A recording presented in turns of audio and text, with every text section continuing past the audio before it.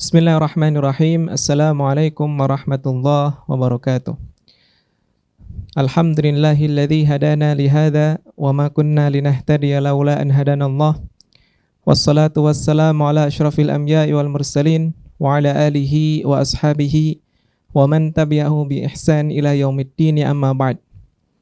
Segala puji bagi Allah yang telah memberikan kita dua kenikmatan yang sangat berharga, yaitu nikmat iman dan Islam, yang mana kedua kenikmatan ini harus senantiasa kita syukuri dengan ketakwaan kepada Allah, menjalankan segala perintahnya dan sebisa mungkin menjauhi segala larangannya.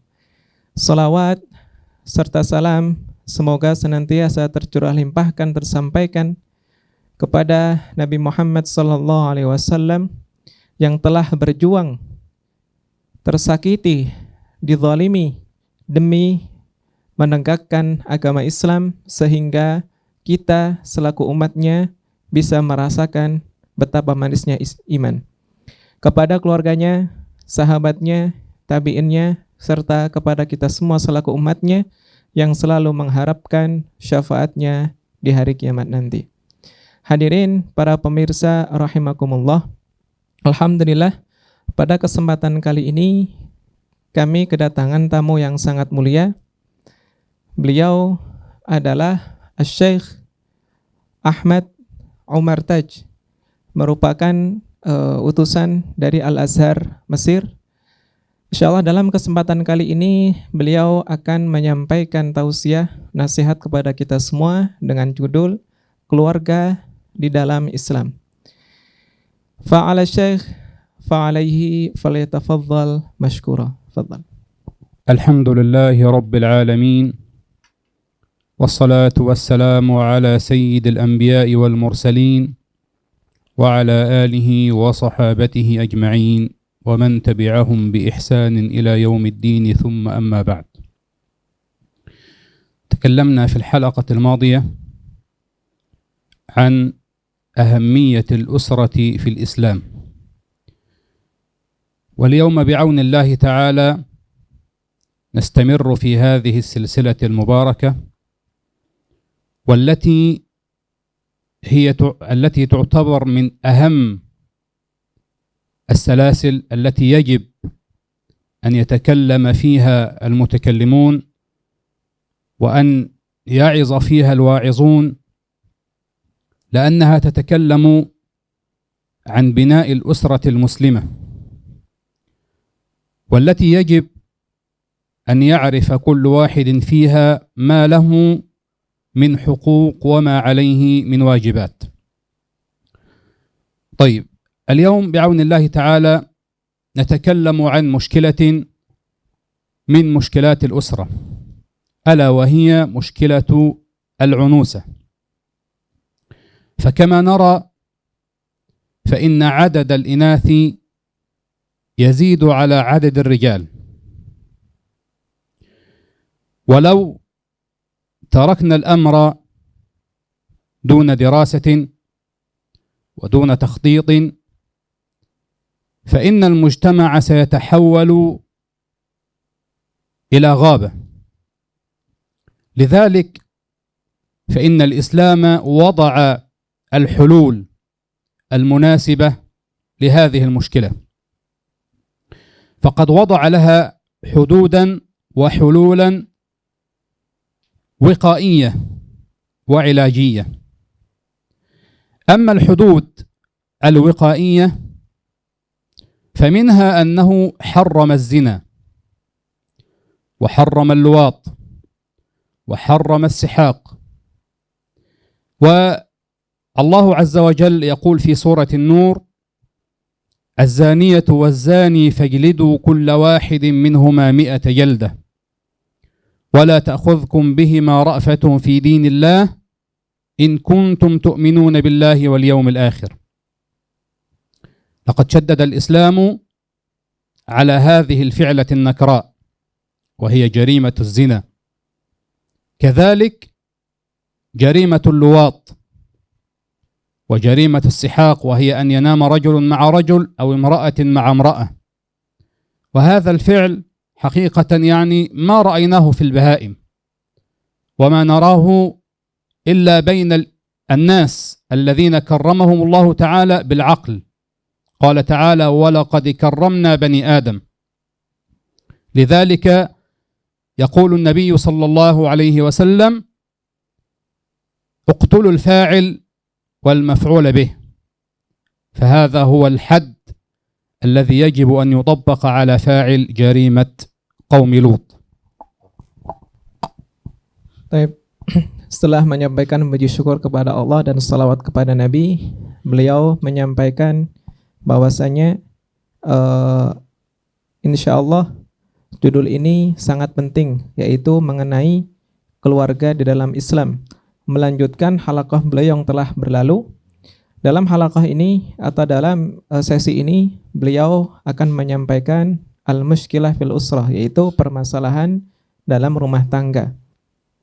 Beliau memulai dengan menyampaikan bahwasanya jumlah perempuan di muka bumi ini semakin bertambah, bahwasanya jumlah perempuan lebih banyak daripada jumlah laki-laki. Tentunya Islam dalam menghadapi masalah ini mempunyai jalan keluar. Nah, dan salah satu masalah juga yang beliau sampaikan bahwasannya Islam mencegah untuk manusia dalam berbuat zina. Sebagaimana Allah berfirman dalam surat An-Nur,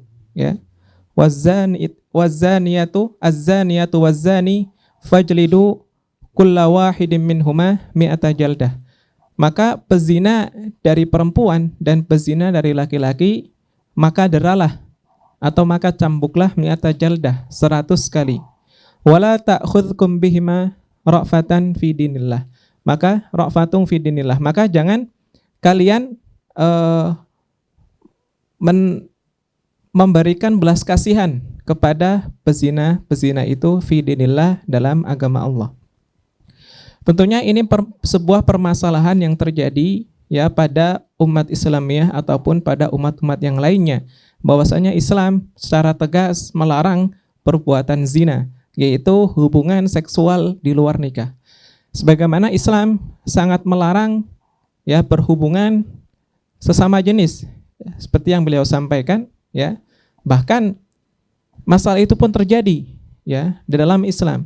Maka Nabi SAW menjatuhi hukuman kematian bagi orang yang melakukan hubungan sejenis, sesama jenis, baik itu laki-laki dengan laki-laki atau perempuan dengan perempuan. Rasulullah bersabda, uqtulu al-fa'il wal maf'ul bih, yaitu bunuhlah jika ada seseorang atau ada pasangan yang berbuat demikian, maka bunuhlah subjek dan objeknya, pelaku dan korbannya. Tentunya permasalahan ini di dalam Islam sangat memperhatinkan, karena memang jika Islam menilai hewan pun tidak akan melakukan perbuatan yang sangat keji seperti ini, apalagi manusia yang memang oleh Allah Subhanahu wa taala diberikan kelebihan berupa akal dan pikiran. Tentunya dalam menghadapi masalah ini Islam telah menjadikan atau memberikan batas-batas atau hukuman-hukuman yang setimpal bagi pelaku zina maupun pelaku liwat atau homoseksual.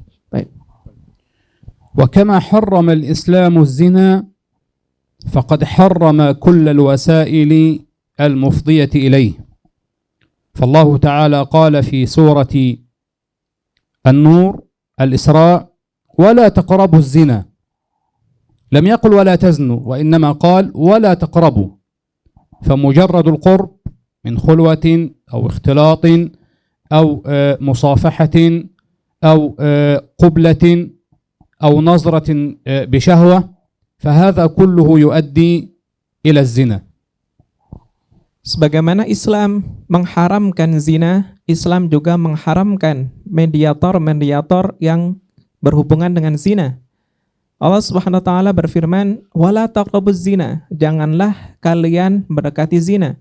Di sini Allah Subhanahu wa taala tidak mengatakan jangan berzina, tapi jangan mendekati zina. Itu menunjukkan bahwasanya ayat ini melarang perbuatan apapun yang mendekatkan seorang muslim kepada perzinaan. Entah itu khalwah, misalkan berduaan, atau berpacaran yang sering terjadi ya di umat Islamiyah khususnya di Indonesia. Kemudian an-nadhar ya, melihat lawan jenis dengan syahwat, berjabat tangan ya, ataupun kublah, mencium sesama jenis yang bukan mahram atau lawan jenis yang bukan mahram, itu merupakan wasilah-wasilah atau mediator yang menunjukkan atau mendekatkan kepada zina, maka Islam mengharamkannya. وكذلك من الوسائل التي وضعها الإسلام لمحاربة العنوسة وتقديم وسائل العون لمن يرغبون الزواج، فقد ركز الإسلام في الصفات المطلوبة للزوجين على التقوى والصلاح. قال النبي صلى الله عليه وسلم في شأن الرجل: إذا جاءكم من ترضون دينه وخلقه فزوجوه. وقال في شأن المرأة: تنكح المرأة لأربع: لمالها وجمالها وحسبها ودينها فاظفر بذات الدين تربت يداك.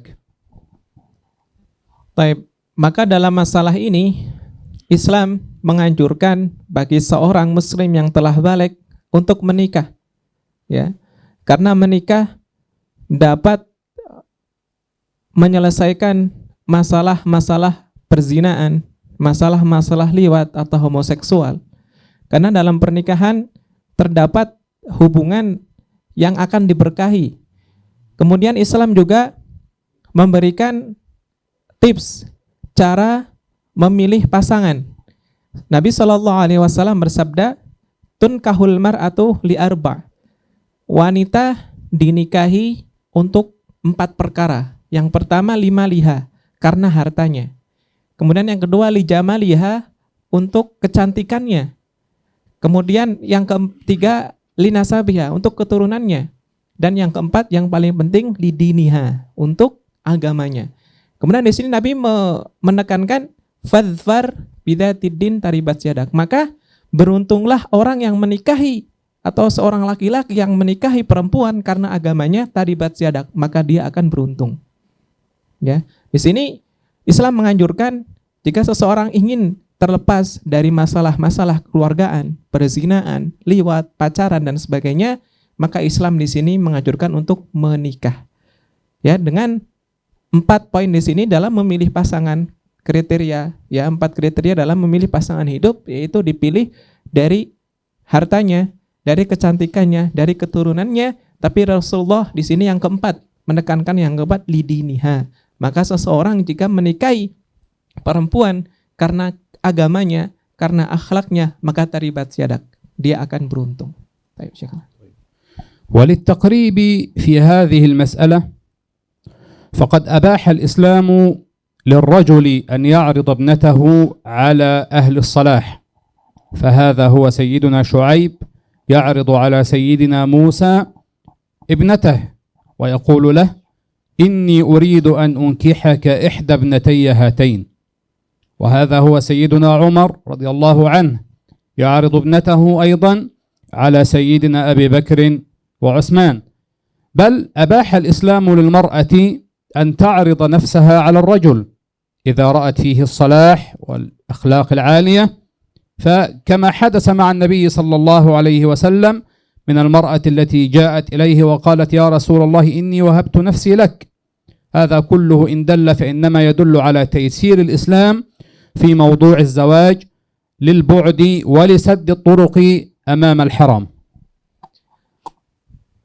Untuk memudahkan terlepas dari masalah perzinaan, maka Islam membolehkan para wali untuk menawarkan anak perempuannya kepada seseorang atau kepada laki-laki yang memang dilihat akhlaknya bagus dan baik ataupun soleh.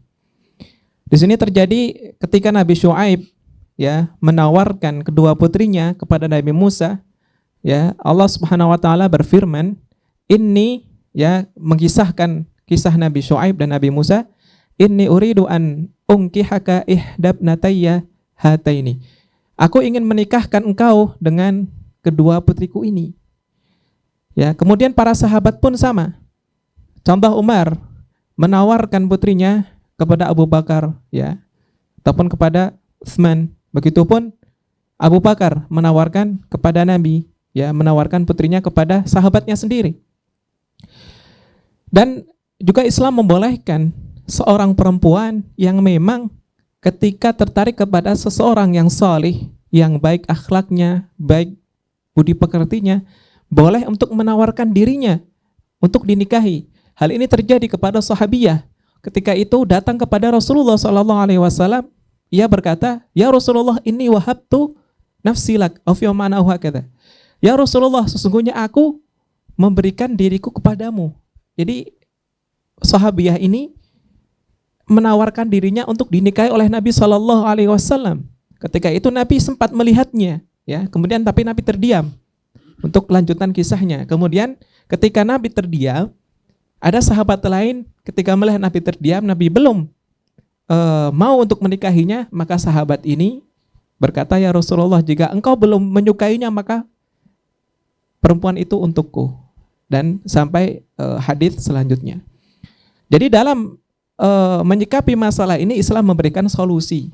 Itu untuk menikah. Jika kesusahan untuk menikah, maka para wali dibolehkan untuk menawarkan putrinya kepada orang yang memang salih. Ya, sehingga masalah perzinaan, masalah pacaran, liwat dan sebagainya bisa terbebaskan atau bisa hilang daripada keluarga Islami tersebut. Baik. كذلك يسر الإسلام فجعل بين من يريدون الزواج الخطبة ليسمع كل واحد منهما للآخر وليتعرف عليه، ثم بعد ذلك لهما الحق في أن يكمل الزواج أو يفسخ هذه الخطبة. لكن أن يكون الزواج نفسه مثل الخطبة كتجربة فهذا طبعا لا يجوز، لأن الزواج مبني على الاستقرار والاستمرار والتأبيد. هذه واحدة. الثانية، جعل الإسلام السهولة ويعني وقلة المهر وقلة التكاليف في الزواج هي المشكلة التي يجب أن نعالجها جميعا. فقال النبي صلى الله عليه وسلم: أقلهن مؤنة أو مهرا أكثرهن بركة. لذلك يعني نريد من أولياء الأمور أن يخففوا على الشباب وألا يزيدوا في التعقيدات، فلقد يسر الله علينا وجعل الزواج من أسهل ما يكون حتى نسد الباب إلى الحرام والعياذ بالله. Kemudian solusi yang lain yang ditawarkan oleh Islam agar terhindar seseorang atau pasangan dari perzinaan, liwat, ya, pacaran dan sebagainya, ada syariatkannya ta'aruf, yaitu perkenalan sebelum pernikahan, dan nazar, melihat. Selayaknya seorang laki-laki jika ingin menikahi seorang perempuan yang ia cintai, yang ia idamkan, seyogyanya agar dia melihat terlebih dahulu. Setelah nazar, ketika ia merasa cukup, merasa cocok, kemudian dilanjutkan kepada ta'aruf. Nah, ta'aruf ini tidak langsung kepada perempuan itu, tetapi kepada bapaknya. Ketika ta'aruf, ya, sudah terlaksana, maka Islam mengajarkan untuk khitbah sebelum pernikahan, ya, yaitu khitbah agar apa? Agar perempuan yang ia telah pilih itu tidak diambil oleh laki-laki lain. Karena di sini dilarangnya seseorang menikahi perempuan yang sudah dikhitbah oleh saudaranya. Itu solusi Islam yang dianjurkan. Ketika sudah khitbah, kemudian sudah mampu untuk menikah, maka hendaklah segera untuk menikah. Kemudian solusi yang kedua, Islam menganjurkan kepada para wali untuk mempermudah, untuk memperingan mahar kepada para pria tentunya yang ingin menikahi putrinya. Karena masalah yang timbul di dalam umat Islamiyah ya, di Indonesia ataupun di negara-negara yang lain, mereka mengakhirkan pernikahan sampai umur-umur yang memang sudah terlambat untuk menikah. Salah satu akibatnya adalah salah satu sebabnya itu karena beratnya mahar yang harus dibayarkan kepada wali daripada perempuan tersebut. Maka seharusnya seorang wali agar mempermudah ya mahar untuk seseorang yang memang ia lihat akhlaknya baik dalam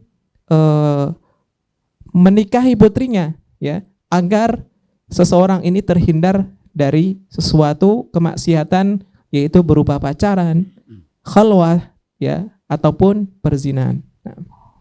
طيب من ينظر إلى الواقع يجد أن عدد الإناث أكثر وأضعف يعني مضاعف عن الرجال، وخاصة في بعض البلاد منها مثلا إندونيسيا، وأنا ما شاء الله أعداد كبيرة جدا، والمشكلة أنهم تخطوا 20 وال25 وربما 30.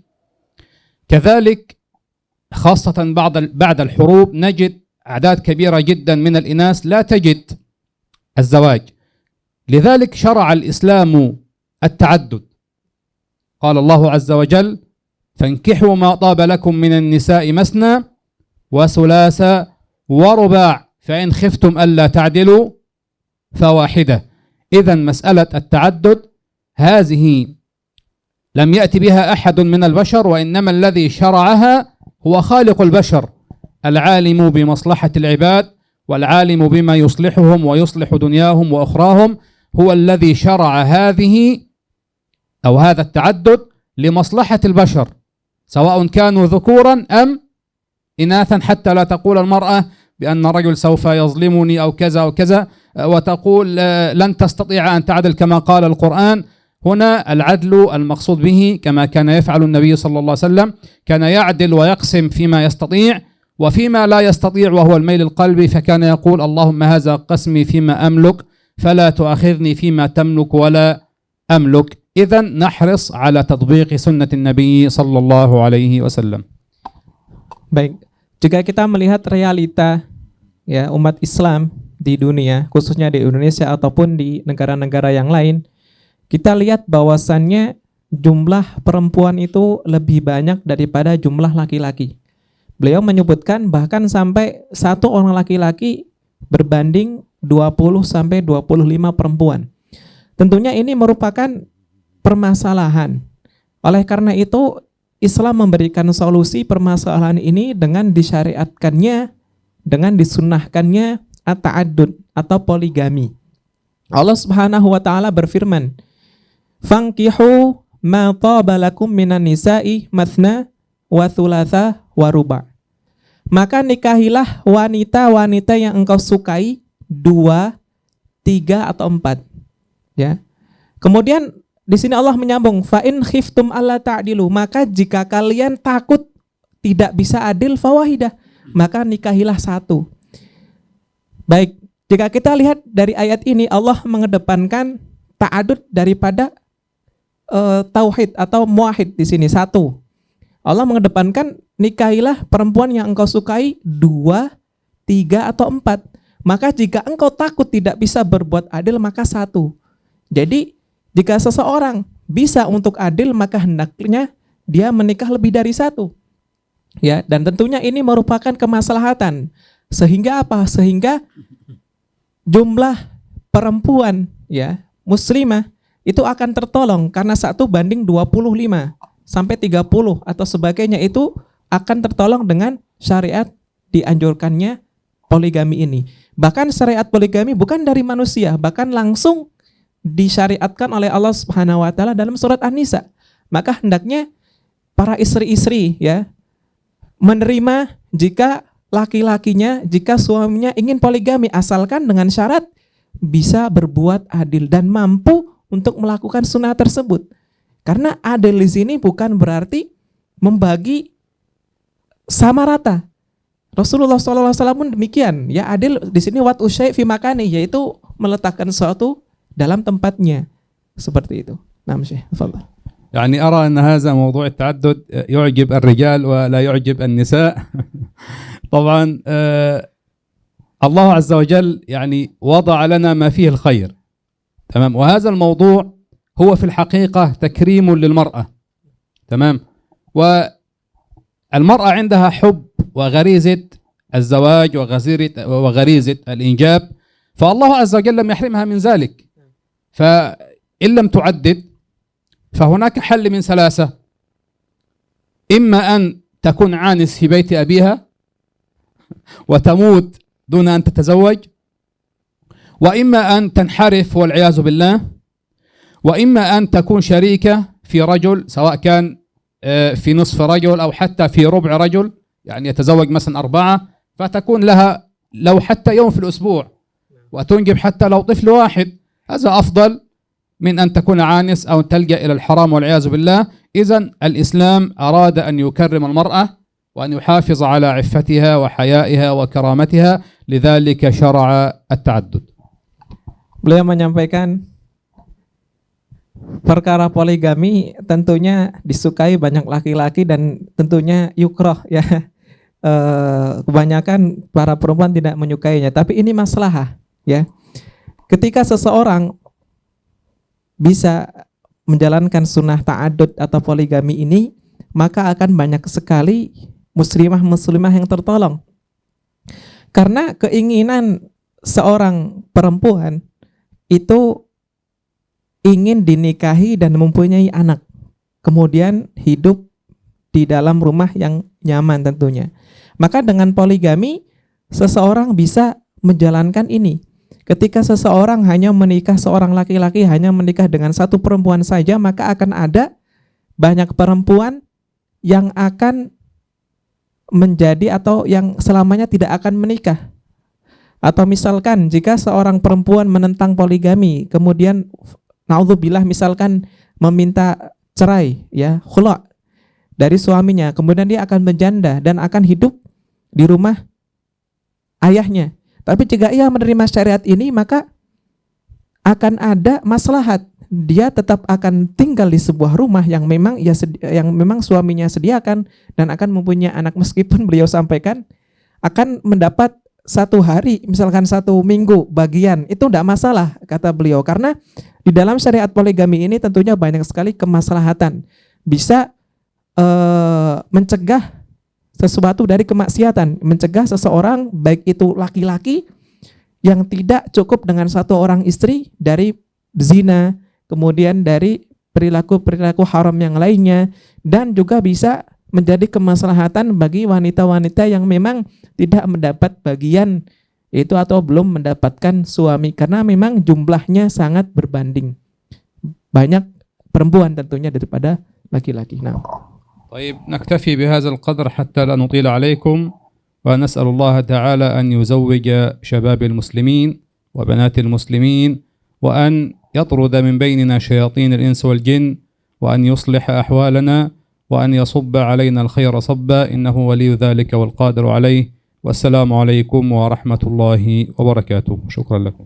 Beliau khitam bahwasanya cukup sekian dapat beliau sampaikan. Mudah-mudahan para pemuda-pemudi khususnya di Indonesia, umumnya di negara Islam, bisa segera menikah, karena menikah dapat mencegah seseorang dari perbuatan haram, perbuatan zina, pacaran dan sebagainya. Insyaallah taala. Alhamdulillah kami ucapkan jazakallahu khairan kepada Syekh atas nasihat yang sangat berharga ini. Mudah-mudahan bermanfaat bagi kita semua. Kita tutup dengan doa kafaratul majelis. Subhanakallahumma bihamdika asyhadu an la ilaha illa anta astaghfiruka wa atubu ilaik. Assalamualaikum warahmatullahi wabarakatuh. Ya ru ya ru ya ru ya ru ya ru ya ru ya ru